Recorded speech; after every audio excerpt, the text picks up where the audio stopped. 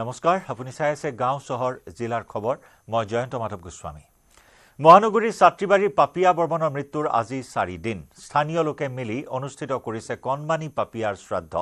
সিপানী কমপ্লেক্সৰ ওপৰৰ পৰা খহি পৰা ইটাই প্ৰাণ লৈছিল পাপিয়াৰ ফলত শুই থকা অৱস্থাতে গুৰুতৰভাৱে আঘাতপ্ৰাপ্ত হৈছিল পাপিয়া পাছত হাস্পতাললৈ নিয়াৰ পথত মৃত্যু হৈছিল কণমানিটিৰ এই ঘটনাৰ পাছতে সিপানী কমপ্লেক্স কৰ্তৃপক্ষৰ বিৰুদ্ধে দুৰ্ভগীয়া পৰিয়ালটোৰ হৈ ক্ষতিপূৰণৰ দাবী কৰিছিল স্থানীয় লোকে 20 লাখ টকাৰ ক্ষতিপূৰণ বিচাৰিছিল যদিও বিভিন্ন কাৰণত সিপানী কৰ্তৃপক্ষই মানি লোৱা নাছিল ৰাইজৰ দাবী যাৰ ফলত সিপানী কমপ্লেক্স কৰ্তৃপক্ষৰ বিৰুদ্ধে পল্টন বজাৰ থানাত এজাহাৰ দাখিল কৰিছিল পৰিয়ালটোৱে এজাহাৰৰ ভিত্তিত আৰক্ষীয়ে গ্ৰেপ্তাৰ কৰিছিল সভাপতি সম্পাদক সুপাৰভাইজাৰ সহ 3 কৰ্মচাৰীক শেহতীয়াকৈ স্থানীয় লোকৰ ক্ষতিপূৰণৰ দাবী মানি লৈছে সিপানী কমপ্লেক্স কৰ্তৃপক্ষই দাবী কৰা ক্ষতিপূৰণ দুৰ্ভগীয়া পৰিয়ালটোৱে লাভ কৰাৰ পাছতে গোচৰ উঠাই লোৱাৰ আশ্বাস স্থানীয় ৰাইজৰ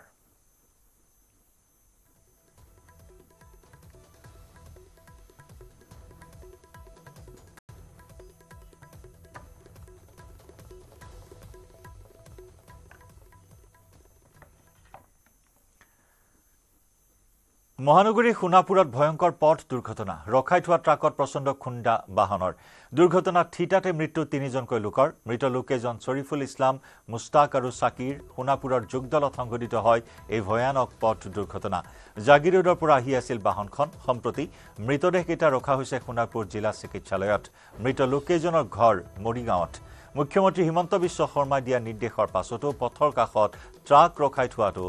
যেন এতিয়া সাধাৰণ কথাত পৰিণত হৈছে মুখ্যমন্ত্ৰীৰ নিৰ্দেশকো কেৰেপ নকৰে একাংশ ট্ৰাক চালকে পথৰ কাষত জধে-মধে ট্ৰাক ৰখাই থোৱাৰ বাবে ইতিমধ্যে বহুকেইটা পথ দুৰ্ঘটনা সংঘটিত হৈছে মুখ্যমন্ত্ৰীয়ে পথৰ কাষত ট্ৰাক ৰখোৱাত নিষেধাজ্ঞা আৰোপ কৰিছিল এই ক্ষেত্ৰত যান-বাহন আৰক্ষীকো দিয়া হৈছিল নিৰ্দেশ কিন্তু যান-বাহন আৰক্ষীয়ে মুখ্যমন্ত্ৰীৰ আদেশ অনুসৰি প্ৰকৃততে কাম কৰিছে নে নাই সেয়া হৈছে ডাঙৰ প্ৰশ্ন কাৰণ ৰাষ্ট্ৰীয় ঘাইপথৰ কাষতে জধে-মধে ট্ৰাক ৰখাই থোৱাৰ পাছতো আজিলৈকে যান-বাহন আৰক্ষীয়ে নাকি লগাব পৰা নাই ট্ৰাক চালকক যাৰ বাবে প্ৰায় ৰখাই থোৱা ট্ৰাকত খুন্দিয়াই যান-বাহন দুৰ্ঘটনাত পতিত হৈছে বহু লোকৰ মৃত্যু ঘটিছে আমি খবৰ পাই গলো গৈ পেলাই আমি দেখিলো যে এখন ট্ৰাক এখন ৰৈ আছে তাৰ পিছফালে এওঁলোকে খুন্দা লাগি মানুহখিনি গাড়ীৰ ভিতৰত ফচি আছে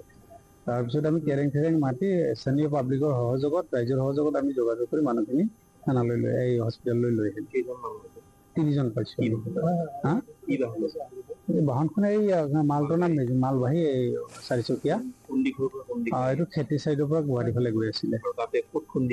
এই যুগদল কাটিং যিটো আছে কাটিঙৰ লেফ্ট চাইডত ৰাস্তাৰ চাইডত মানে কিহত খুন্দি আছে এই ৰৈ থকা ট্ৰাক এখনৰ পিছফালে ট্ৰাকৰ পাৰ্কিং আছে নেকি নাই পাৰ্কিং নাই পাৰ্কিং কত নাই নেশ্যনেল হাইৱেত কত পাৰ্কিং নাই কিন্তু আমি তো দেখিছো কত পাৰ্কিং কৰতে এটা পাৰ্কিং থাকে আমি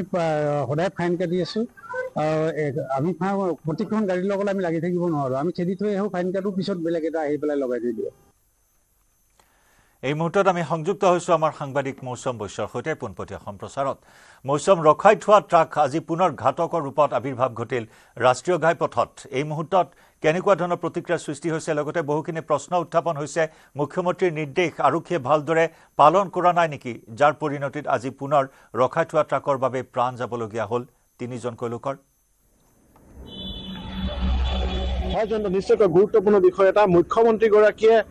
কঠোৰ নিৰ্দেশ প্ৰদান কৰিছিল ৰাষ্ট্ৰীয় ঘাইপথৰ দাঁতিত আচলতে কোনো ধৰণৰ ট্ৰাক পাৰ্কিং কৰিব নোৱাৰিব অবৈধভাৱে যিসমূহ পাৰ্কিং কৰে সেই পাৰ্কিঙৰ বিৰুদ্ধে ব্যৱস্থা গ্ৰহণ কৰিবলৈ সংশ্লিষ্ট বিষয়াক আচলতে নিৰ্দেশ প্ৰদান কৰিছিল তাৰ পাছতো দেখা যায় সোনাপুৰৰ ৰাজপথত দেখুৱাইছো পুনৰবাৰ মই বৰ্তমান সোনাপুৰৰ এই ৰাজপথত আছো আৰু সোনাপুৰৰ এই ৰাষ্ট্ৰীয় ঘাইপথৰ দাঁতিত এতিয়াও পাৰ্কিং আছে অবৈধভাৱে এই পাৰ্কিংসমূহ চলি আছে সোনাপুৰত যান-বাহন শাখা আছে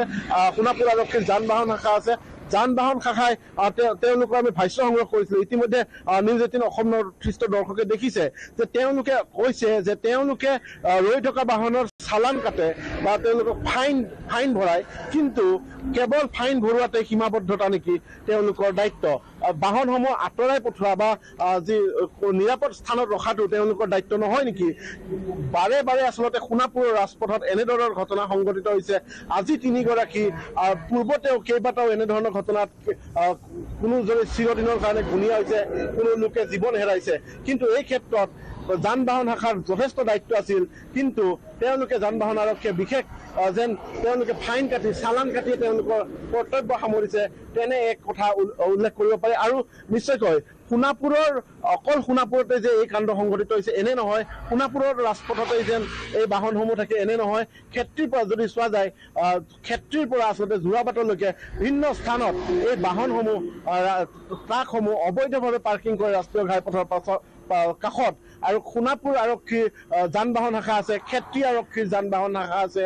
যোৰাবাট আৰক্ষীৰ যান বাহন শাখা আছে এওঁলোকে যদি ব্যৱস্থা গ্ৰহণ কৰে তেনেহলে নিশ্চয় সাধাৰণ পথচাৰী বা যিসমূহ বাহন দুৰ্ঘটনাত পতিত হৈছে নিশ্চয় কিছু হ্ৰাস পালে হয় বা বহু লোকৰ চিৰদিনৰ বাবে যি ঘূণীয়া হ'ল বা মৃত্যুমুখত পৰিলে তেনে কাণ্ড সংঘটিত নহলহেঁতেন আৰু পুনৰবাৰ উল্লেখ কৰিছো যোৰাবাট যান বাহন আৰক্ষীৰ ভাৰপ্ৰাপ্ত বিষয়াগৰাকীয়ে আমাৰ যি ভাষ্য ইতিমধ্যে নিউজ 18 অসম নৰ্থ ইষ্টৰ দৰ্শকে দেখিছে যে তেওঁ চালান কাটাৰ কথাটো উল্লেখ কৰিছে কিন্তু চালান কাটিলেই জানো সমস্যা সমাধান হ'ব চালান কাটিয়ে ফাইন ভৰালে জানো সমস্যা সমাধান হ'ব এই বাহনসমূহ ৰাষ্ট্ৰীয় ঘাইপথৰ পৰা আঁতৰোৱাৰ ক্ষেত্ৰত ব্যৱস্থা গ্ৰহণ কৰিব নোৱাৰে নেকি তেওঁলোকে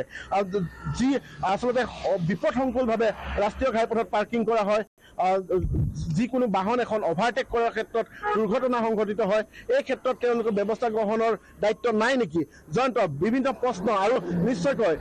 অঞ্চল জুৰি আচলতে এক সুকৰ চাপ পৰিছে কিয়নো আচলতে পুৱাই এই কাণ্ড সংঘটিত এই ঘটনা সংঘটিত হ'ল যি শুকাব আছিল ঘটনা জাগিৰোড অভিমুখৰ পৰা গুৱাহাটী অভিমুখী আছিল আৰু জানিব পৰা মতে উক্ত লোকজনে যি বাহনখন লৈ গৈছিল গুৱাহাটীলৈ কাপোৰৰ ব্যৱসায় কৰিছিল আৰু কাপোৰ আনিবৰ বাবে গুৱাহাটীলৈ গৈ আছিলে আৰু তেনে সময়তে 3জনকৈ লোকে এই দুৰ্ঘটনাত মৃত্যুবৰণ কৰিলে অবৈধভাৱে পাৰ্কিং কৰা এই ট্ৰাকৰ বাবে জয়ন্ত নিশ্চয় ধন্যবাদ মৌসুম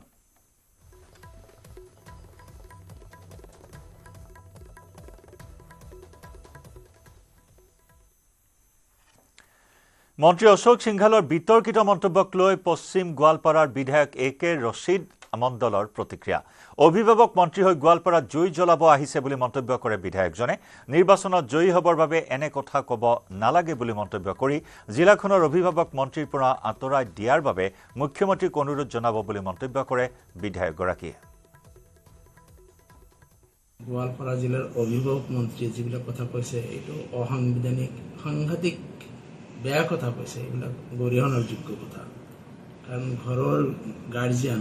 গাৰ্জিয়ানে যেতিয়া ঘৰখনত জুই জ্বলাব বিচাৰে তেতিয়াহ'লে সেই গাৰ্জিয়ান কেনেকুৱা গাৰ্জিয়ান মই মুখ্যমন্ত্ৰী মহোদয়ক অনুৰোধ কৰিম এনেকুৱা গাৰ্জিয়ান গোৱালপাৰা জিলাক নালাগে গোৱালপাৰা জিলা বহুত পুৰণা জিলা যি জিলাত হিন্দু মুছলমানে ইমান মিলিজুলি বসবাস কৰি আছে তাত গৈ পেলাই যদি হিন্দু মুছলমানৰ কাজিয়া এখন লগাবলৈ গাৰ্জিয়ানে চেষ্টা কৰি আছে মুখ্যমন্ত্ৰী মহোদয়ক আহ্বান কৰোঁ খুব সোনকালে এনেকুৱা গাৰ্জিয়ান গোৱালপাৰাৰ পৰা আঁতৰাই লৈ যাওক গোৱালপাৰা জিলাৰ নাগৰিকসকল সকলো জাতি ধৰ্মৰ মানুহবিলাক মিলা প্ৰীতিৰে বসবাস কৰি আছে যি দাৰিদ্ৰ্যৰ কথা মই তাৰে বিধায়ক ৰাভা হাছঙৰ যিটো প্ৰথম যেতিয়া ৰাভা অনাৰাভা সংঘাত হৈছিল আন্দোলন হৈছিল তেতিয়াও কিন্তু তাতে মই গণ্ডগোল হ'বলৈ দিয়া নাছিলোঁ মই মুখ্যমন্ত্ৰী ডাঙৰীয়াক অনুৰোধ কৰিম যে নিয়ন্ত্ৰণ কৰক অসমখন শান্তিৰে আছে শান্তিত থাকিব দিয়ক অশান্তি সৃষ্টি কৰা ব্যক্তিক আপুনি নিয়ন্ত্ৰণ কৰক ইফালে মন্ত্ৰী অশোক সিংঘালৰ এই বিতৰ্কিত মন্তব্যক লৈ এআইডিএফৰ বিধায়ক হাফিজ ৰফিকুল ইছলামে প্ৰকাশ কৰিছে প্ৰতিক্ৰিয়া গোৱালপাৰা বুলিলে টুপিদাৰী বুলি কৈ থাকে কি বুজাব বিচাৰিছে ৰাভা হাছংবিলাকে টুপি পিন্ধে নেকি তাত থকা গাৰোখিনি টুপি পিন্ধে নেকি এইখিনি গোৱালপাৰীয়া নহয় নেকি তাত থকা দেশী হিন্দু ভাইখিনি যিখিনি ৰাজবংশী আছে সেইসকলে টুপি দাড়ি লুংগি পিন্ধে নেকি সেইসকল গোৱালপাৰীয়া নহয় নেকি এই সব কৈ থাকে কি বুজাব বিচাৰিছে গতিকে আৰু এইজন মানুহৰ কি কম মই ভাবো মুখ্যমন্ত্ৰী নাকি লগাওক এইজনক কতনি আপোনাৰ মানে এইজন মন্ত্ৰী খালত মানে ডুবাব আপোনালোকৰ ইমেজ আপোনালোকৰ গতিকে মুখ্যমন্ত্ৰী ডাঙৰীয়াৰ প্ৰতি মোৰ আহ্বান থাকিল এইজন ব্যক্তিক নাকি লগাওক আৰু পাৰে যদি মন্ত্ৰী হ'বৰ পৰা এইখনক বৰখাস্ত কৰক এইজন মন্ত্ৰীৰ যোগ্যই নহয় এজন বাহিৰৰ মানুহ অসমীয়া মানুহৰ মানে তেখেতে অসমীয়া মানুহৰ প্ৰতি সদয় নহয় অসমীয়া মানুহৰ দুখ দশাৰ কথা তেখেতে চিন্তা নকৰে মন ইয়াত থাকিলে দায়িত্ব থাকিলে লুটপাটে কৰিব গতিকে তেখেতে য'ত আছিল বনিয়া হৈ বিজনেছ কৰি সেই সবেই তেখেতক কৰিব দিয়া ভাল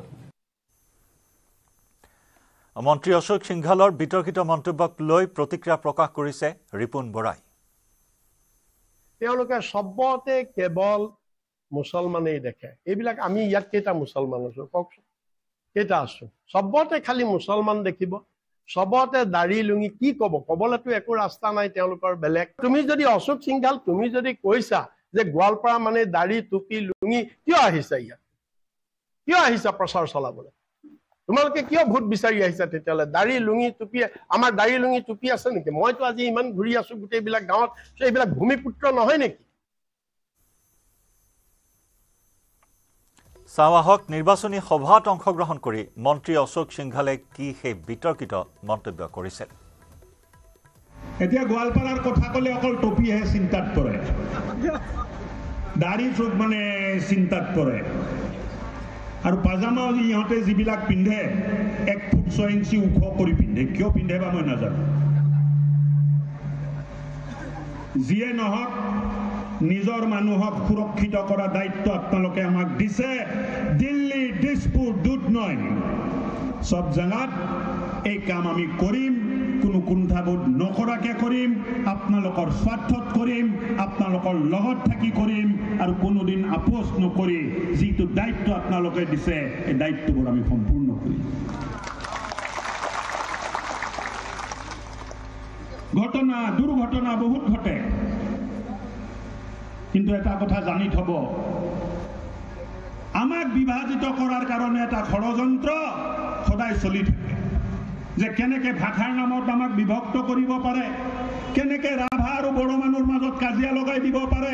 কেনেকে ৰাভা আৰু গাৰো মানুহৰ মাজত কাজিয়া লগাই দিব পাৰে কেনেকে এই কাজিয়াটো নিৰ্মাণ কৰি এক অশান্ত পৰিৱেশ আমি ইয়াত নিৰ্মাণ কৰি ৰাজনৈতিক মুনাফাটো ল'ব পাৰো তাৰ বাবে সদায় চিন্তা কৰি থকা এটা সংগঠন ইয়াত কাম কৰি থাকে মহানগৰীৰ ডিমৰিয়াৰ বগীবাৰীত দিন ডকাইতিৰ ঘটনা বগীবাৰীৰ চন্দন মুদৈ নামৰ লোকজনৰ ঘৰত দিন ডকাইতি পুত্ৰই ঘৰত টিভি চাই থকাৰ অৱস্থাত দুৰ্বৃত্তই লুটি নিলে ধন চন্দন মুদৈৰ পুত্ৰৰ মুখত স্প্ৰে মাৰি অচেতন কৰি চলালে লুটপাট ঘটনাক লৈ অঞ্চলটোত তীব্ৰ চাঞ্চল্য ঘটনা সন্দৰ্ভত ক্ষেত্ৰী আৰক্ষী থানাত ৰুজু কৰা হয় গোচৰ আবেলি 4টা বজাত মাহঁতৰ ঘৰলৈ গৈছিলো যাতে মোৰ ল'ৰাজন মানে টিভি চাই আছিলে থাকাতে মানে উলা হিপিনে পাহাৰৰ পৰা দুজন ল'ৰা আহি দেখা পালে সি উলা আহিলে কোনে হয় হতে মানে মাস্ক মাৰি আহিছে আহি পিনে তাক মানে একো সুধিবই পোৱা নাই ডাইৰেক্ট মানে হেৰি কি বুলি কয় স্প্ৰে মাৰি দিলে দিয়াৰ লগে সি বেহুচ হ'ল বেহুচ হোৱাৰ পাছত মোৰ ৰুমত যাই পিনে সব উলট পালট কৰিলে কৰি পিনে নগদ ধন আছিল 4,500 ল'লে আৰু কিন্তু খনাখনি বাচি গ'ল আৰু বস্তুবিলাক সব উলট পালট কৰি থৈ গ'ল তাৰপিছত সি এনেকৈ চাব খোজাতে তাক আকৌ এঘোচা মাৰি দিলে দিয়াৰ পাছত সি মানে মুখেদি ব্লাড বাহিৰ হ'ল হোৱাৰ পাছত সি আকৌ বেহুচ হৈ পৰি থাকি মই মানে ঘৰৰ পৰা আহিলো কি হ'ল কৈছে দুজন ল'ৰা আহিছিল আহি এনেকে মোক স্প্ৰে মাৰি পিনে মোৰ এনেকে বেহুচ কৰি থৈ গৈছে তাৰপিছত আৰু মই গাঁৱত সেয়া কৰিলো মানুহবিলাক আহিলে আহি পিনে চালে তাৰপিছত চুৰ দুটা আৰু কোহয় গেল ধৰিব কোনে নোৱাৰিলে আৰু হাইলাকান্দি জিএসটি বিভাগৰ অভিযানত জব্দ হৈছে বৃহৎ পৰিমাণৰ গুটখা এখন মালবাহী বাহনৰ পৰা জব্দ কৰা হয় গুটখাখিনি নথি পত্ৰবিহীনভাৱে সৰবৰাহ কৰিছিল গুটখা 5 লক্ষাধিক টকাৰ গুটখা জব্দ জিএসটি বিভাগৰ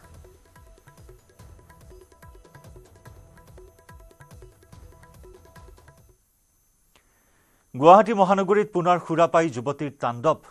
যুৱতীৰ তাণ্ডৱ সহিব নোৱাৰি নিশা ওলাই আহিল এটা এপাৰ্টমেণ্টৰ আৱাসী 6 মাইলৰ চন্দন নগৰৰ ত্ৰিবেণী পথৰ সানৰাইজ এপাৰ্টমেণ্টত ঘটিল এই ঘটনা দৈনিক সুৰাপান কৰি লস্কৰ উপাধিৰ এগৰাকী যুৱতীয়ে ফ্লেটৰ আৱাসীসকলক মাৰপিট কৰাৰ অভিযোগ উত্থাপন হয় দীৰ্ঘদিন ধৰি লস্কৰ উপাধিৰ যুৱতীগৰাকীয়ে এপাৰ্টমেণ্টৰ নিবাসীক অশ্লীল গালি-গালাজ কৰি আহিছিল সুৰাপান কৰি এপাৰ্টমেণ্টৰ নিৰাপত্তাৰক্ষীক প্ৰহাৰ কৰাৰ অভিযোগ এইগৰাকী যুৱতীৰ বিৰুদ্ধে দিছপুৰ থানাত এজাহাৰ দাখিল কৰা হৈছে যদিও আজিলৈকে কোনো ব্যৱস্থা গ্ৰহণ কৰা নহল বুধবাৰে পুৱতি নিশা 3 বজাত আৰক্ষী উপস্থিত হোৱাত এপাৰ্টমেণ্টৰ আৱাসীসকলৰ সৈতে তৰ্কযুদ্ধত লিপ্ত হয় যুৱতীগৰাকী 11টা বজাত আমাৰ গেট তলা মৰা আছে আমাৰ 11টা বজাৰ পাছত যদি কোনবা যদি আহে বাহিৰৰ পৰা আমাক ফোন কৰিব লাগিব তেতিয়া আমি গেট খুলি দিয়া আমাৰ যেতিয়া সোসাইটি পাতি আমাৰ হেতু দিয়া আছে 11টা বাজি 15 মিনিট পাৰ হৈ গ'ল 11টা বাজি মানে 15 মিনিট পাৰ হৈ গ'ল নেতাই আমাক ফোন কৰিছে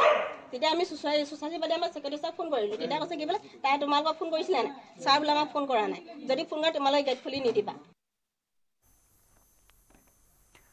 মাজুলীৰ বৰালিমৰাত অঘটন নৈত গা ধুই থাকোঁতে সন্ধানহীন এটি কণমানি শিশু পুৱা সমনীয়াৰ সৈতে গা ধুই থাকোঁতে সন্ধানহীন হয় শিশুটি সন্ধানহীন 10 বছৰীয়া শিশুটিৰ নাম শ্ৰৱণ কুমাৰ দলে সোৱণশিৰি খুঁটিত গা ধুই থাকোঁতেই ঘটিল এই অঘটন শিশুটিক উদ্ধাৰৰ বাবে SDRFে চলাইছে অভিযান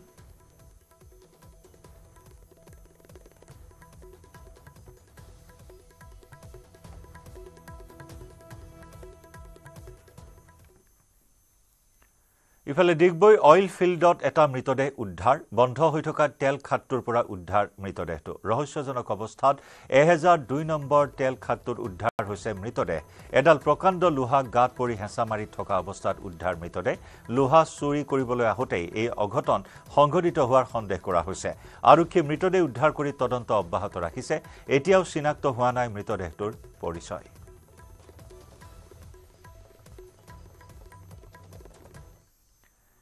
ইফালে বঙাইগাঁও ৰাখালডুবিত মৃতদেহ উদ্ধাৰ কোলা পোছাক পৰিহিত এজন যুৱকৰ মৃতদেহ উদ্ধাৰ আইনৈ দলঙৰ সমীপত উদ্ধাৰ হয় মৃতদেহটো 27 নম্বৰ ৰাষ্ট্ৰীয় ঘাইপথত থকা দলঙৰ সমীপত উদ্ধাৰ মৃতদেহটো নিশা মাল পৰিবাহী এখন বাহন ৰৈ থকা প্ৰত্যক্ষ কৰিছিল স্থানীয় ৰাইজে যুৱকজনক কোনো দুৰ্বৃত্তই হত্যা কৰাৰ সন্দেহ স্থানীয় একাংশ লোকৰ ঘটনাস্থলীত আৰক্ষী উপস্থিত হৈ আৰম্ভ কৰিছে তদন্ত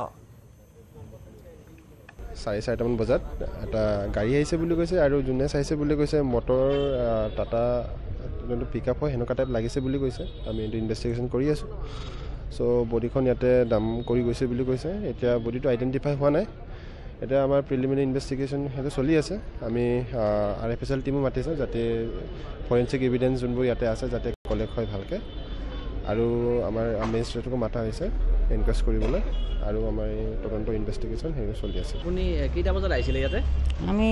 4টাৰ পাছত আহিছো 4টাৰ পিছত আহিছে কি দেখিছিল আপুনি এটা গাড়ী একটা খাৰা দেখা পাইছো আৰু মানুহ দুটা ভিতৰত বহি আছে গাড়ী কি গাড়ী আছিল টাটা মোবাইল কেনেকুৱা কালাৰ বগা কালাৰ বগা হিমান নহয় এটা কালাৰ একটা থাকে না মাটিয়া ৰঙৰ কালাৰ দুজনে সামনত খাৰা যেটা আছিল বহি এইটাই দেখা পাইছো মই তো সাইকেল চলাই গেছো না গাড়ী একটা খাৰা আছে আৰু মই এইফাল দি গুচি গেছো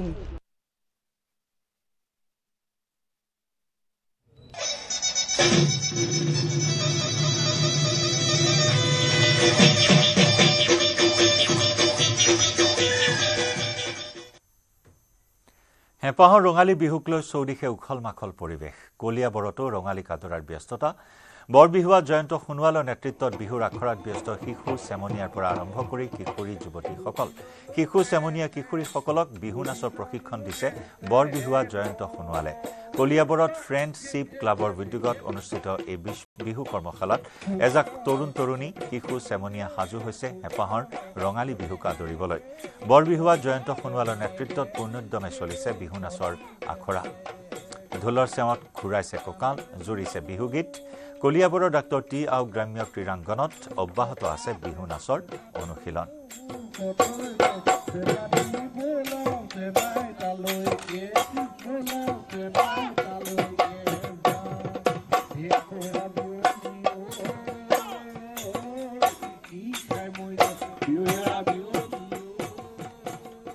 আগবঢ়াইছো আমাৰ সাংবাদিক দিবাকৰ দাসৰ প্ৰতিবেদন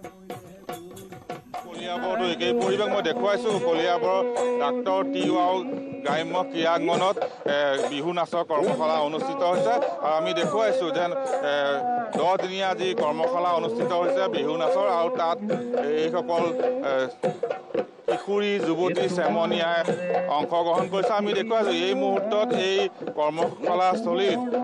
অসমৰ বৰ বিহুৱা জয়ন্ত সোণোৱাল আছে আমি দেখুৱাইছো তেওঁ বিহু জুৰিছে আৰু সেই বিহুৰ লগে লগে ইয়াৰ প্ৰশিক্ষাৰ্থীসকলে কৰ্মশালাত বিহু নাচ প্ৰদৰ্শন কৰিছে আৰু কলিয়াবৰ কেন্দ্ৰীয় ছাত্ৰ সন্থাৰ উদ্যোগত এনেদৰে 10 দিনীয়া কৰ্মশালা অনুষ্ঠিত হৈছে আমি দেখুৱাইছো এনেদৰে অসমৰ বৰ বিহুৱা জয়ন্ত সোণোৱাল এই কৰ্মশালাত অংশগ্ৰহণ কৰিছে আৰু দেখা গৈছে ৰঙালী বিহুলৈ মাজত মাথো কেইটামান দিন থকাৰ সময়তে এনেদৰে গাঁৱে ভূঞে বিহু নাচৰ কৰ্মশালা অনুষ্ঠিত হৈছে আৰু কণ শিশুৰ বা চেমনীয়া যুৱতী কিশোৰী সকলোকে বিহু নাচৰ প্ৰশিক্ষণ দিয়া হৈছে আৰু ইয়াত কৰ্মশালা অনুষ্ঠিত কৰা হৈছে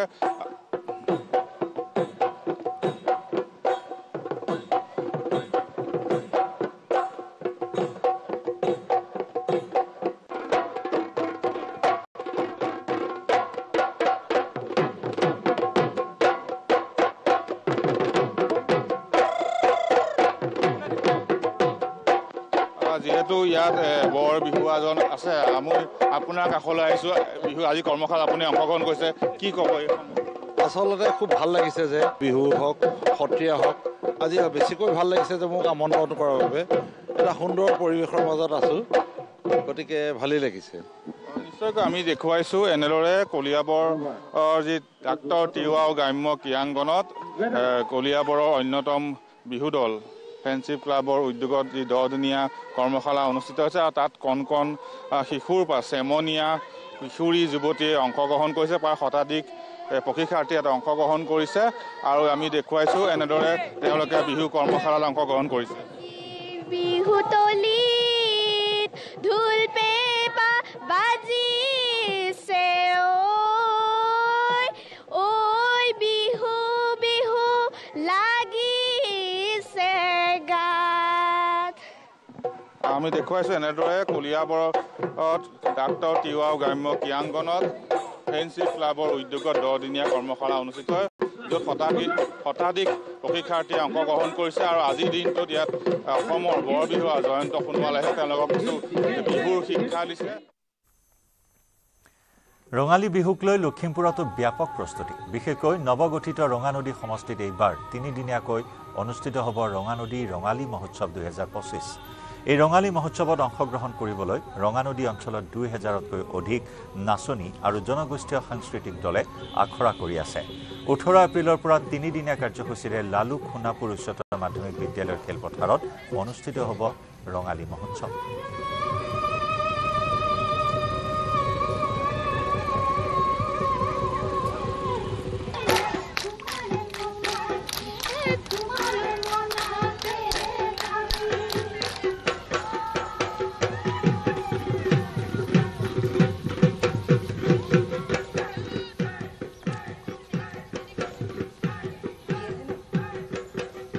আগবঢ়াইছোঁ আমাৰ সাংবাদিক সঞ্জীৱ লাহনৰ প্ৰতিবেদন মই বৰ্তমান উপস্থিত আছোঁ লখিমপুৰ জিলাৰ ৰঙানদী সমষ্টিৰ অন্তৰ্গত সোণাপুৰ উচ্চতৰ মাধ্যমিক বিদ্যালয়ৰ খেলপথাৰত মই বৰ্ণনা কৰাৰ পূৰ্বে পোনে পোনে মোৰ সহযোগীক দৃশ্যসমূহ দেখুৱাবলৈ অনুৰোধ কৰিছোঁ যে চাওক ইয়াত শ নাচনীয়ে একেলগে বিহুৰ আখৰা কৰি আছে আখৰাত ব্যস্ত আছে আৰু উদ্দেশ্য এটাই ৰঙানদীৰ ৰঙালী মহোৎসৱ মই কিছু সময়ৰ কাৰণে নাচনীসকলৰ যি বিহুৰ আখৰা সেয়া দেখুৱাবৰ কাৰণে ওচৰৰ পৰা মোৰ সহযোগীক মই অনুৰোধ জনাম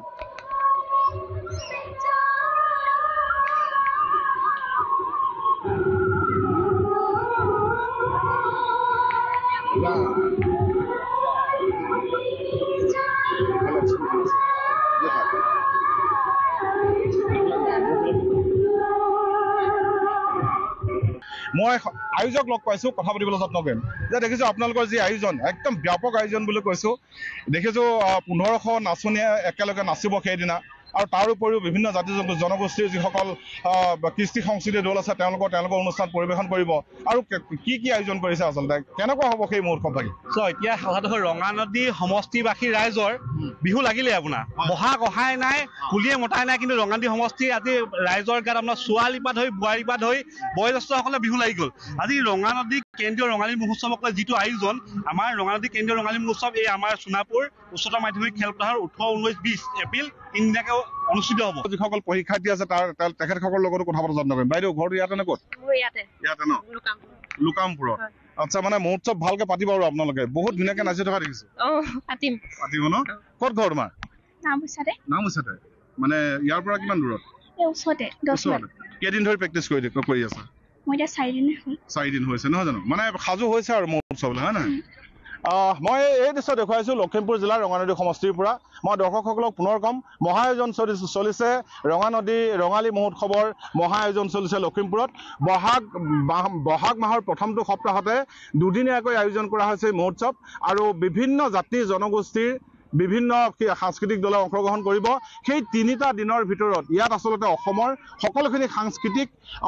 যিখিনি সমল আছে সেয়া উপস্থাপন কৰা হ'ব আৰু তাৰে ব্যাপক প্ৰস্তুতি দেখা পোৱা গৈছে এতিয়া ৰঙানদীৰ সমষ্টিৰ বিভিন্ন প্ৰান্তত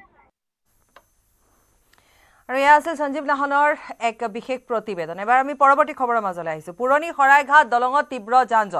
যানজঁটৰ ফলত ঘণ্টাৰ পিছত ঘণ্টা ধৰি পথতে আবদ্ধ শাৰী বাহন জালুকবাৰী বাছ আস্থান শৰাইঘাট দলঙৰ ফালে আগুৱাই অনাত এই অসুবিধাৰ সন্মুখীন হৈছে গ্ৰীণ বাছেও কিছু যান-জঁটত প্ৰতিবন্ধকতা অনাৰো কিছু অভিযোগ ৰাইজৰ ফালৰ পৰা আছে কিছু ভিজুৱেলছ এই মুহূৰ্তত দেখুৱাই গৈছো ঘণ্টাৰ পিছত ঘণ্টা ধৰি এনেধৰণে পথতে আবদ্ধ হৈ আছে শাৰী শাৰী বাহন আনকি গ্ৰীণ বাছৰ বাবেও কিছু তাত যান-জঁটৰ সৃষ্টি হোৱা বুলিও ৰাইজে অভিযোগ আনিছে পুৰণি শৰাইঘাট দলঙত তীব্ৰ যান-জঁটৰ সৃষ্টি হৈছে ঘণ্টাৰ পিছত ঘণ্টা ধৰি বাহন এনেধৰণে ইয়াত ডাম্পাৰ ট্ৰাক বা সৰু সুৰা বাহনৰ পৰা আৰম্ভ কৰি বাছলৈকে এনেধৰণে আবদ্ধ হৈ আছে যাৰ ফলত যথেষ্ট সমস্যাৰ সৃষ্টি হৈছে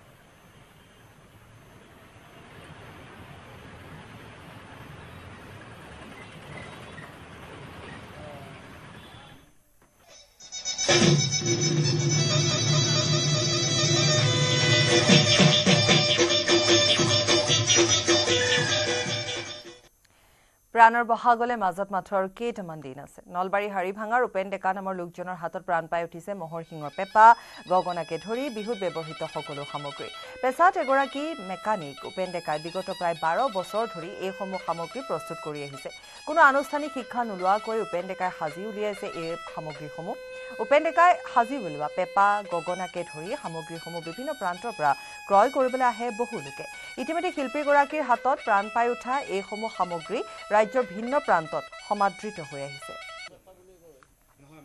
কৈলাশ ডেকাৰ প্ৰতিবেদন আগবঢ়াম অসমীয়াৰ প্ৰাণৰ বহাগলৈ মাজত মাত্ৰ কেইটামান দিন আৰু ৰাজ্যৰ প্ৰান্তে প্ৰান্তে এতিয়া দেখিবলৈ পোৱা গৈছে বহাগক আদৰাৰ প্ৰস্তুতি সমান্তৰালভাৱে দেখিবলৈ পোৱা গৈছে যে লোকবাদ্য শিল্পীসকলৰো ভীষণ ব্যস্ততা আৰু এই মুহূৰ্তত আমি আহি উপস্থিত হৈছোঁ হাৰিভাঙাত আৰু হাৰিভাঙাত দেখিবলৈ পোৱা গৈছে যে এগৰাকী আচলতে পেছাত মেকানিক আৰু তেখেতৰ হাতৰ পৰশত আচলতে বিভিন্ন ধৰণৰ পেপাকে ধৰি বিভিন্ন সামগ্ৰী তৈয়াৰ কৰা পৰিলক্ষিত হৈছে আৰু এই মুহূৰ্তত আমি প্ৰথমে সহযোগী পৰিৱেশটো দেখুৱাবলৈ আহ্বান জনাইছোঁ আৰু মহৰ শিঙৰ পেপা গগনা সুতুলিকে ধৰি বিভিন্ন ধৰণৰ বিহুত ব্যৱহাৰ হোৱা আচলতে বাদ্য বিভিন্ন বাদ্য বনোৱা পৰিলক্ষিত হৈছে আৰু আমি এই মুহূৰ্তত কিছু পৰিৱেশটো দেখুৱাম আৰু পোনে পোনে আমি তেখেতৰ কিছু বাদ্য বজাবলৈ আহ্বান জনাইছোঁ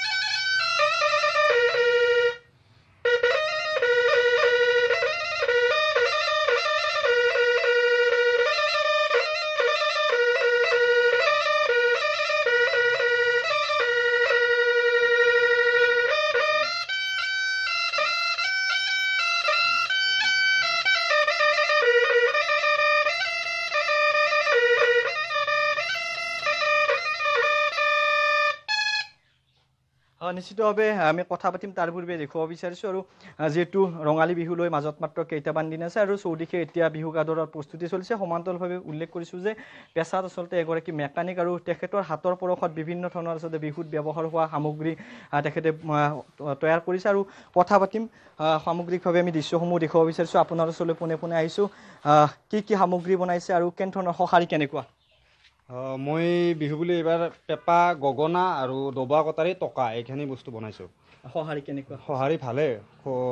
খুব বিক্ৰী হৈ আছে ভালে মানুহ বিচাৰি আহি আছে কেতিয়াৰ পৰা আপুনি বনাই আহিছে মই আজি 12 বছৰমান আগৰ পৰা গগনা আৰু টকা পেপা বনাই আছোঁ ক'ৰবাত ইয়াৰ প্ৰশিক্ষণ লৈছিল প্ৰশিক্ষণ লোৱা নাই কিন্তু আমাৰ নিজৰ ভাস্কৰজ্যোতি বিহু হুঁচৰি দল হাৰিভাঙা সেই দলৰ লগত মই বহু বছৰ ধৰি জড়িত গতিকে তাৰে পেপা অলপ গগনা মই নিজে অকণমান বজোৱাৰ চেষ্টা কৰা তেনেকুৱা অলপ চাই চিতি নিজে বনোৱা তৈয়াৰ কৰা আৰম্ভ কৰিছোঁ পেছাত আপুনি এগৰাকী যিহেতু মেকানিক বা আপোনাৰ গেৰেজ আছে তাৰ সমান্তৰালভাৱে কেতিয়া কেনেধৰণে আচলতে এইসমূহ সামগ্ৰী বনায়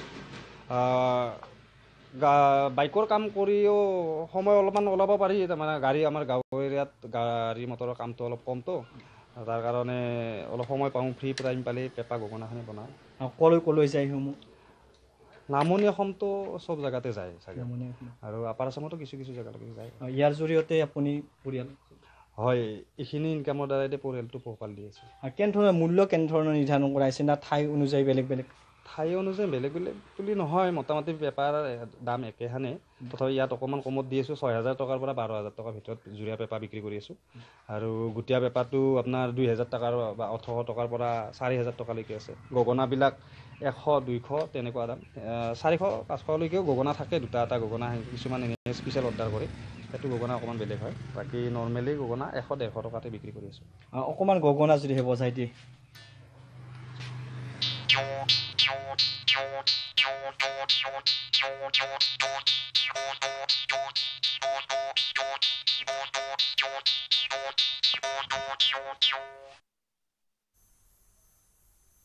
সমাগত হেঁপাহৰ ৰঙালী বিহুৰ বাবে এনেধৰণে এতিয়া ঠায়ে ঠায়ে বিহুৰ প্ৰস্তুতি চলিছে গতিকে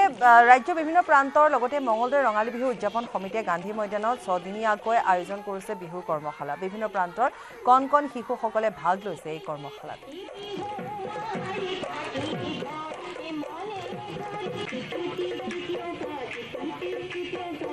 নৱজ্যোতি মহন্তৰ প্ৰতিবেদন আগবঢ়াম পদূলিমুখত হেঁপাহৰ ৰঙালী বিহু ৰাজ্যৰ প্ৰান্তে প্ৰান্তে দেখিবলৈ পোৱা গৈছে বিহুৰ কৰ্মশালা আৰু মঙলদৈ 71 সংখ্যক সদমঙলদৈ ৰঙালী বিহু উদযাপন সমিতিয়ে এইবাৰো আয়োজন কৰিছে বিহুৰ নৃত্য বিহু গীতৰ কৰ্মশালা আৰু বিহু নাচ আৰু বিহু গীত যাতে শুদ্ধভাৱে শিকিব পাৰে তাৰ কাৰণে বিহুৰ কৰ্মশালা অনুষ্ঠিত কৰিছে আৰু মঙলদৈ বিভিন্ন প্ৰান্তৰ আচলতে নাচনীসকলে শিশুসকলে অংশগ্ৰহণ কৰিছে আমি দেখুৱাইছোঁ পৰিৱেশটো এয়া মঙলদৈ গান্ধী ময়দানৰ দৃশ্য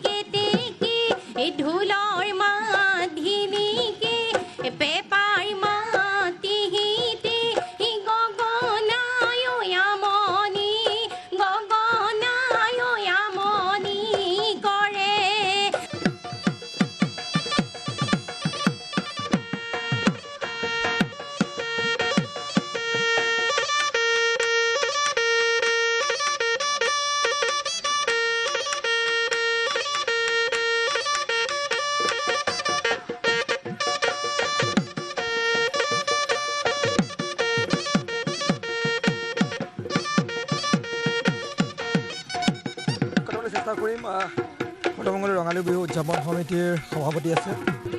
সদমঙলদৈ ৰঙালী বিহু উদযাপন সমিতি 71 সংখ্যক এইবাৰ আমি উদযাপন কৰিব লৈছোঁ আমি বিহু সমিতিখনে যোৱা বছৰৰ পৰা এটা ভাল কাৰ্যসূচী লৈছোঁ যে আমি বিহু পাতাই নহয় যে আমি বিহু কৰ্মশালাও পাতিও যে বিহু কেনে শুদ্ধকৈ নাচিব পৰাৰ এটা ব্যৱস্থা গ্ৰহণ কৰিব লাগে তাৰ কাৰণে বিহু কৰ্মশালা আয়োজন কৰা হৈছে আৰু এই বিহু কৰ্মশালাত যোৱাবাৰ আমাৰ 350 মান হৈছিল এইবাৰো প্ৰায় 300 মান অধিক নাচনী আহিছে আৰু আমি অভিভাৱকক ধন্যবাদ জ্ঞাপন কৰিছোঁ তেখেতসকলৰ জীয়ৰীক যে বিহু যিটো জাতীয় উৎসৱক যাতে তেওঁলোকৰ দেহত সিঁচৰিত কৰাৰ কাৰণে যিটো এয়া প্ৰয়াস শুদ্ধকৈ নৃত্য পৰিৱেশন কৰিবৰ কাৰণে তেওঁলোকে যি আলহী আহিছে তেওঁলোকক ধন্যবাদ দিছোঁ কি শিকোৱা হৈছে হয় বিহু নাচৰ ভংগীমাসমূহ শিকোৱা হৈছে পেপা কেনেকৈ নাচিব লাগে শিকোৱা হৈছে গগনা কেনেকৈ বজাব লাগে শিকোৱা হৈছে ঢোলৰ চেওঁ চাপৰ শিকোৱা হৈছে তেনেকৈ শিকোৱা হৈছে আৰু কৈছোঁ যে সদমঙলদৈ ৰঙালী বিহু উদযাপন সমিতিয়ে বিগত বৰ্ষৰ দৰে এই বছৰো দেখিবলৈ পোৱা গৈছে বিহুৰ আখৰা অনুষ্ঠিত কৰিছে অৰ্থাৎ বিহু কৰ্মশালা অনুষ্ঠিত কৰিছে য'ত মঙলদৈ বিভিন্ন প্ৰান্তৰ শিশুসকলে অংশগ্ৰহণ কৰিছে আৰু শুদ্ধভাৱে বিহু নাচ বিহু গীত যাতে শুদ্ধভাৱে শিকিব পাৰে যাৰ কাৰণে এই বিহু কৰ্মশালাত ভাগ লোৱা দেখিবলৈ পোৱা গৈছে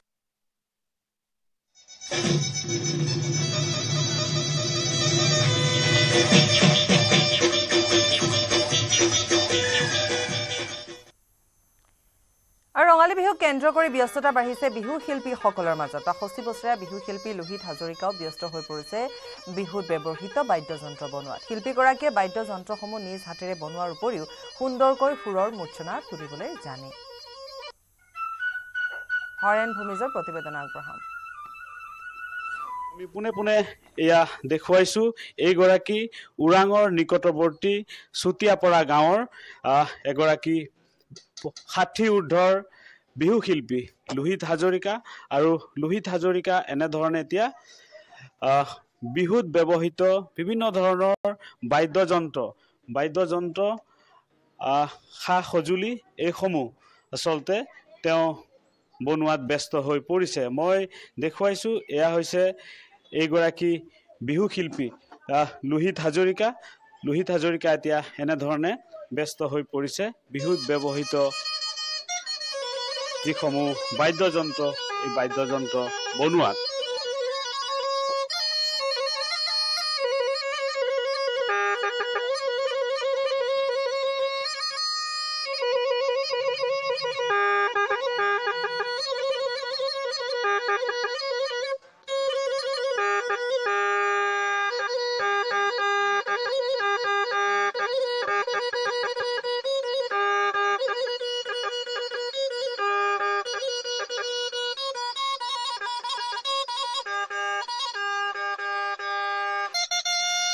আপোনাক বিহুৰ শুভেচ্ছা আগতীয়াকৈ জনাইছো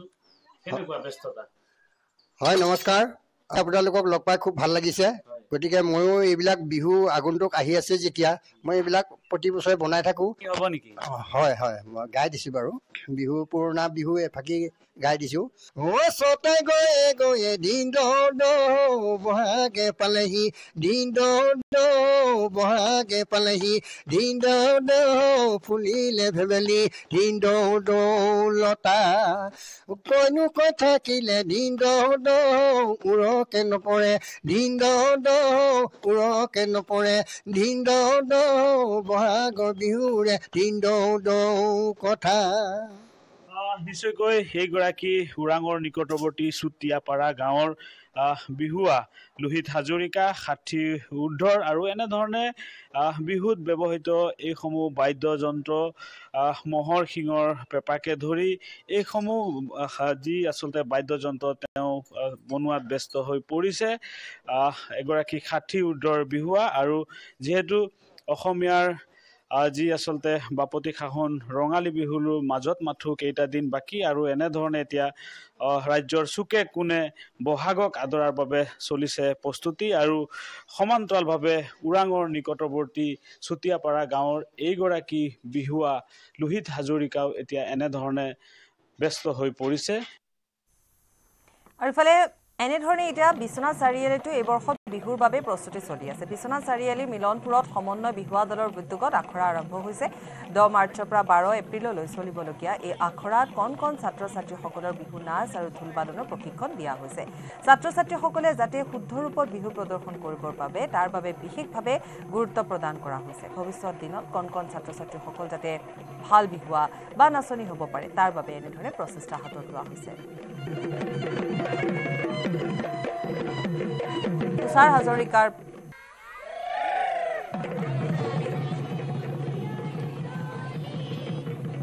আৰু তেনেধৰণে আমি কৈছোৱে যে সকলো ঠাইতে এতিয়া ব্যস্ত লোকবাদ্য ব্যৱহাৰ আৰু লোক সংস্কৃতি সমাহাৰেৰে ৰঙালী বিহুৰ অনুষ্ঠান পৰিৱেশন কৰিবলৈ অনুশীলনত ব্যস্ত হৈছে কলিয়াবৰৰ এজাক তৰুণ বহাগৰ বিহুটিত বিভিন্ন বিহুতলী বিহু মঞ্চ কপাবলৈ সাজু হৈছে কলিয়াবৰীয়া প্ৰাগজ্যোতিষ লোকবাদ্য আৰু লোকনৃত্যৰ দল অসমীয়া সত্ৰীয়া নৃত্য ভোৰতাল নৃত্য বিহু নাচ ঝুমুৰ বড়ো তিবাকে ধৰি কেইবাটিও লোকনৃত্য প্ৰদৰ্শন কৰিব এই দলটিয়ে লগতে খোল দবা নেগেৰা ঢোল তাল বাঁহী আদিকে ধৰি কেইবাবিধো লোকবাদ্য পৰিৱেশনৰ বাবে সাজু হৈছে কলিয়াবৰীয়া প্ৰাগজ্যোতিষ লোকবাদ্য আৰু লোকনৃত্যৰ দল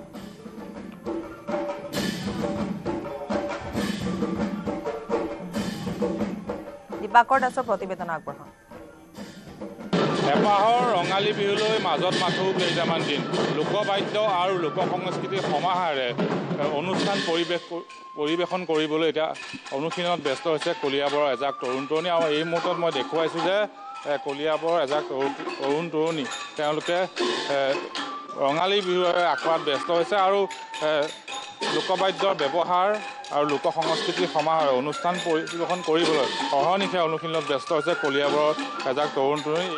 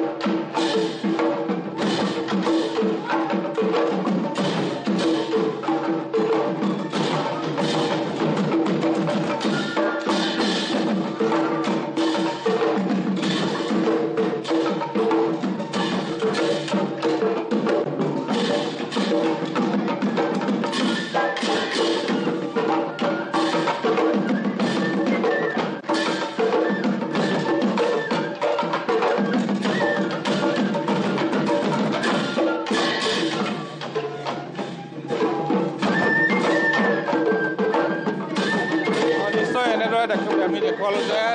কলিয়াবৰৰ এই বিশেষ লোকবাদ্য লোকশিল্পীৰ দলটো এতিয়া সাজু হৈছে আৰু ৰঙালী বিহুত বিভিন্ন মঞ্চত তেওঁলোকে অনুষ্ঠান কৰিবলৈ সাজু হৈছে আৰু তাৰ বাবে এতিয়া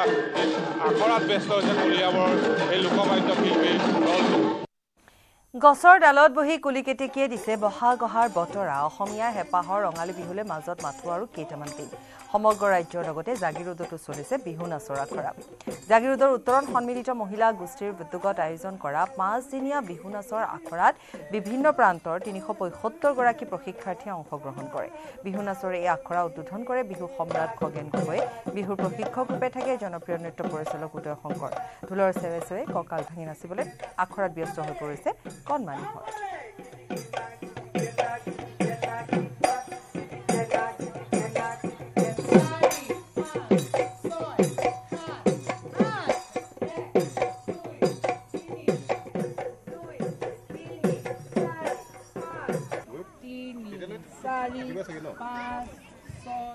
বহুত প্ৰশিক্ষা ইয়াত আহিছে ল'ৰা ছোৱালীবিলাক। 200মান ল'ৰা ছোৱালী দেখিছোঁ শিকিব আহিছে, খুব ভাল লাগিছে। আৰু ইয়াত বিশেষকৈ শিকাব আমাৰ উদয় শংকৰ, সকলোৱে চিনি পায় এইটো ল'ৰা, ডেকা ল'ৰা, সুন্দৰ মানে নৃত্য বুলি ক'লে নাচ হওক নৃত্য হওক যিয়ে নহওক উদয় শংকৰ মানে চিনেমাই হওক চিৰিয়েলৰে হওক বা আমাৰ বিহুৱে হওক সকলোতে পাকৈত। গতিকে ইয়াৰ নিচিনা এটা প্ৰশিক্ষক আছে যেতিয়া এই কৰ্মশালাখন খুব ভাল হ'ব, ল'ৰা ছোৱালীখিনিয়ে ভাল শিকিব পাৰি বুলি ভাবিছোঁ। আৰু মোক ইয়ালৈ মতাৰ কাৰণে মই ভালেই পাইছোঁ। আৰু ইয়াত আমাৰ খুব কৰ্মযোগী বুলি ক'লে খুব সাংস্কৃতিক দিশত খুব ভাল পোৱা ল'ৰা এটা আছে। ইয়াত আমাৰ জাগিৰোড সাংস্কৃতিক কেন্দ্ৰ যিটো অসম চৰকাৰৰ তাৰ সাংস্কৃতিক বিষয়া, সাংস্কৃতিক উন্নয়ন বিষয়া বুলি কয় আজিকালি, সেইটো হ'ল অংশুমান দত্ত। সি আছে, সহযোগ কৰিছে আৰু অসম চৰকাৰৰ লগত যোগাযোগ কৰি গোটেই ল'ৰা ছোৱালীখিনিক এটা ভাল উৎসাহ দিছে। গতিকে মই আশা ৰাখিছোঁ এই কৰ্মশালা খুব ভাল হ'ব।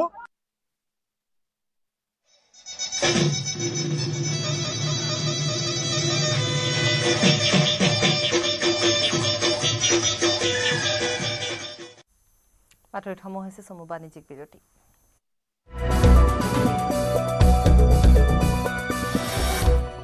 কোনটো কোনোবা এটা দেখুৱাচোন। মাত্ৰ মাইথন ষ্টিলহে দিব, ঠিক আছে নে?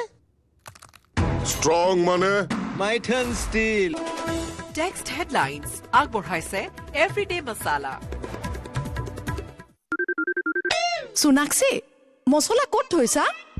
ইফাল ইফাল সকলো ফালে বিচাৰিলো, মই বিচাৰি পোৱা নাই। খামোচ, চুপ। এইবাৰ চোৱা, এভৰিডে মছলা। বোলা ৰান্ধো মছালেদাৰ চলে চলে। প্ৰতিদিনৰ ৰান্ধাত এভৰিডে মছলা, বিশুদ্ধ মছলা, সুগন্ধ আৰু আচল সোৱাদ। টেষ্ট এনেকুৱা, প্ৰতি ৰান্ধাত আনে সোৱাদ। এভৰিডে মছলা, দেশৰ সোৱাদ। টেক্সট হেডলাইনছ আগবঢ়াইছে এভৰিডে মছালা। কোনটো কোনোবা এটা দেখুৱাচোন। মাত্ৰ মাইথন ষ্টিলহে দিব, ঠিক আছে নে? ষ্ট্ৰং মানে মাইথন ষ্টিল। যেতিয়া সিহঁতে কৈছে পইচা বেছি লাগিব, সিহঁতে মোৰ ভণ্টিক এৰি দিলে। কিন্তু চৰকাৰী হস্পিটেলত লৈ গ'ল, তাতে একো অপাৰেশ্যনে কৰা নাই। মোৰ ভণ্টিটো এনে মৰি গ'ল সিহঁতৰ কাৰণে।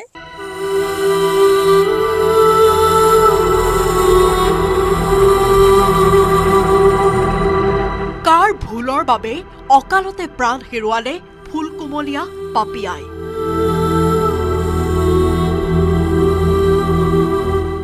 সুৰক্ষাৰ ব্যৱস্থা নোলোৱাকৈ অট্টালিকাত নিৰ্মাণ কাৰ্য চলাইছিল চিপানী কমপ্লেক্সে। মহানগৰীৰ ছাত্ৰীবাৰীত শিশুৰ মৃত্যুৰ ন্যায় বিচাৰি ৰাইজৰ হাল্লাবোল। তীব্ৰ প্ৰতিবাদৰ মাজতে আৰক্ষীৰ হাতত গ্ৰেপ্তাৰ চিপানী কমপ্লেক্সৰ সভাপতি সম্পাদক।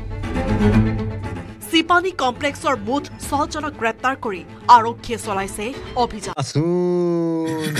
মাত্ৰ মাইথন ষ্টিলহে দিব, ঠিক আছে নে? ষ্ট্ৰং মানে Maithon steel. Weather report presented by Sunrise.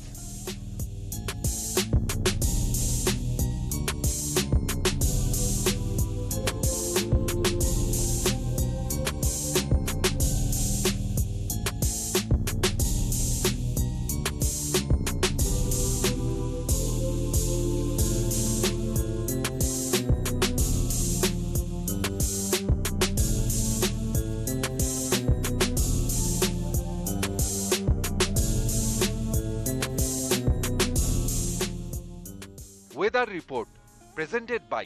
Sunrise. যেতিয়া সিহঁতে কৈছে পইচা বেছি লাগিব সিহঁতে মোৰ ভণ্টিক এৰি দিলে কিন্তু চৰকাৰী হস্পিটেলত লৈ গ'ল তাতে একো অপাৰেশ্যনে কৰা নাই মোৰ ভণ্টিটো এনে মৰি গ'ল ইহঁতৰ কাৰণে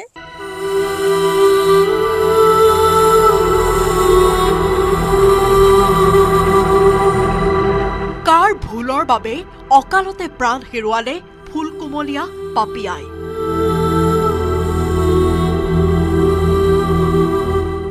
সুৰক্ষাৰ ব্যৱস্থা নোলোৱাকৈ অট্টালিকাত নিৰ্মাণ কাৰ্য চলাইছিল চিপানী কমপ্লেক্সে মহানগৰীৰ ছাত্ৰীবাৰীত শিশুৰ মৃত্যুৰ ন্যায় বিচাৰি ৰাইজৰ হাল্লাবোল তীব্ৰ প্ৰতিবাদৰ মাজতে আৰক্ষীৰ হাতত গ্ৰেপ্তাৰ চিপানী কমপ্লেক্সৰ সভাপতি সম্পাদক চিপানী কমপ্লেক্সৰ মুঠ 6 জনক গ্ৰেপ্তাৰ কৰি আৰক্ষীয়ে চলাইছে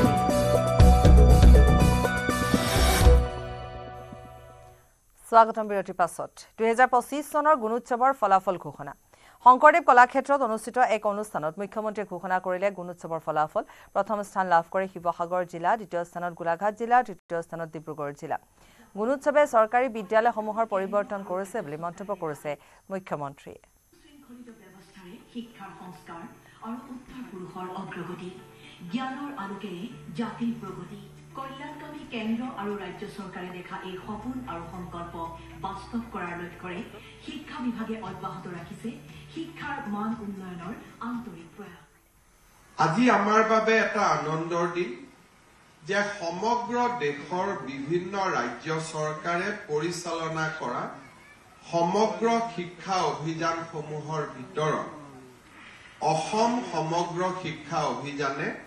কোৱালিটি কাউন্সিল অফ ইণ্ডিয়াৰ পৰা ISO প্ৰমাণপত্ৰ লাভ কৰিবলৈ সক্ষম হৈছে বিশিষ্ট গুণগত মানদণ্ডৰ বাবে এই প্ৰমাণপত্ৰ দিয়া হয় 2025ত A গ্ৰেড পোৱা স্কুলৰ সংখ্যা বৃদ্ধি হৈছে 13,300খন অৰ্থাৎ 5 বছৰৰ ভিতৰত A গ্ৰেড পোৱা স্কুলৰ সংখ্যা 100% বৃদ্ধি পাবলৈ সক্ষম হৈছে ই এটা ডাঙৰ এচিভমেন্ট যে 100% স্কুল A+ গ্ৰেড 2017ৰ পিছত A+ পোৱা স্কুলৰ সংখ্যা 100% ইনক্ৰিজ হৈছে ঠিক তেনেকে আমি যদি A গ্ৰেড পোৱা স্কুলৰ সংখ্যা চাওঁ স্বাভাৱিকতে A+ যেতিয়া বাঢ়ি যাব A গ্ৰেড ইমান বাঢ়িব নোৱাৰে কিন্তু A গ্ৰেডটো 2017 চনৰ পৰিৱৰ্তে 12,927ৰ পৰিৱৰ্তে 2025ত ই 13,952 লৈ বৃদ্ধি পাইছে অৰ্থাৎ A আৰু A+ যদি আমি যোগ কৰি দিওঁ আজি অসমৰ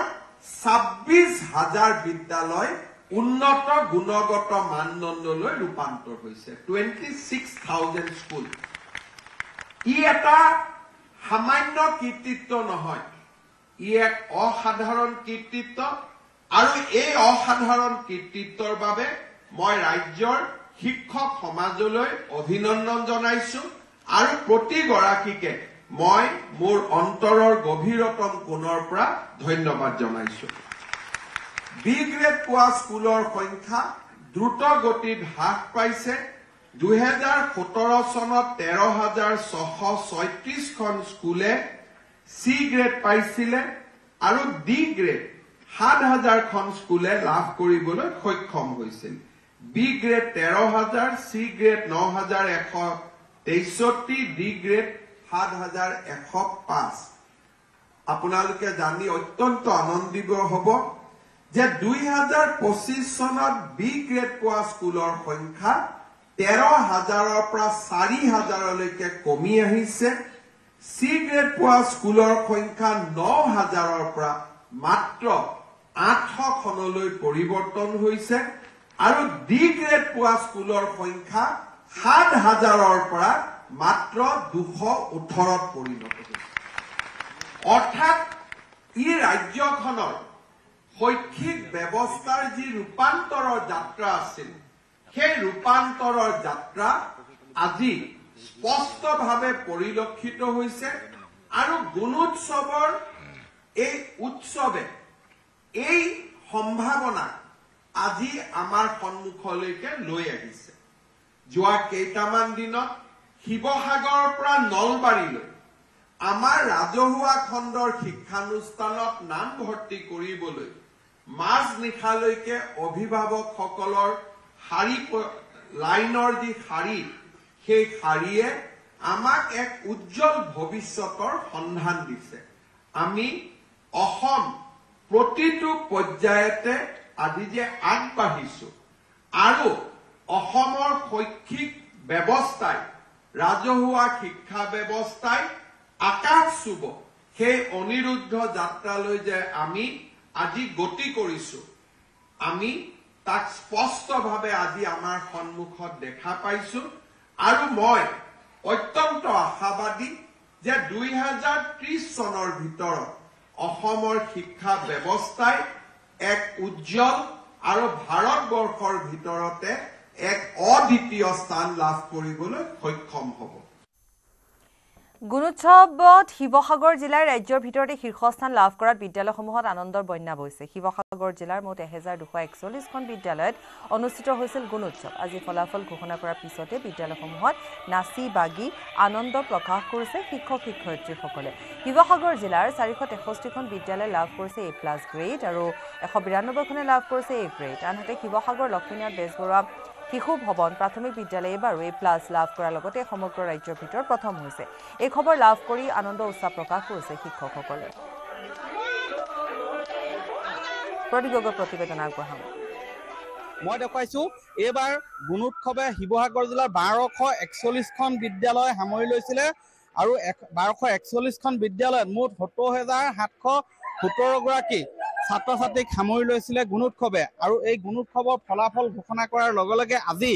এই লক্ষ্মীনাথ বেজবৰুৱা শিশু ভৱন প্ৰাথমিক বিদ্যালয়তো গৈছে উৎসাহৰ ঢল এয়া মই দেখুৱাইছো এয়া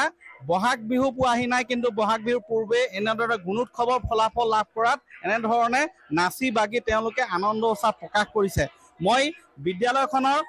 ফলাফল আৰু এই সন্দৰ্ভত সবিশেষ জানিবলৈ বিচাৰিম এইবাৰ কেনেকুৱা ফলাফল আপোনালোকে আমাৰ ফলাফল ভাল আমি প্ৰতি বছৰৰ দৰে এইবাৰো আমি A+ পাইছো আমি 97.93 প্ৰায় 98 আমি এইবাৰ পাইছো আৰু শিৱসাগৰ জিলা আমাৰ প্ৰথম হৈছে আমি কোনো এবাৰ জতি নপৰাকৈ আমি লক্ষ্মীনাথ বেজবৰুৱাই আমি গুণোৎসৱ আৰম্ভ হোৱা পাই